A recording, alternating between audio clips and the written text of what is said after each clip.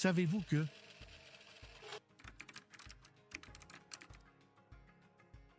En 1890 commencent les travaux de la faculté des lettres et de la faculté de droit.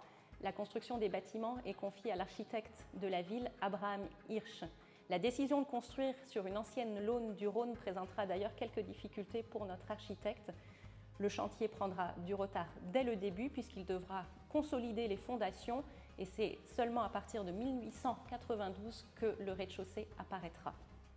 Dès le début de la construction, les premiers changements vont déjà apparaître dans les plans et en 1892, la décision est prise de surélever le deuxième étage pour installer des musées. L'architecture du palais de l'université est une architecture remarquable, caractéristique de la Troisième République. Et le dôme du palais répond au dôme de l'Hôtel-Dieu que nous trouvons sur la rive droite du Rhône. Au cours de la seconde moitié du XXe siècle, les besoins évoluent et en 1959, la décision est prise de démolir l'amphithéâtre Abraham Hirsch pour y construire à la place le pavillon François Trévoux, dans lequel nous retrouvons aujourd'hui l'amphithéâtre Roubier.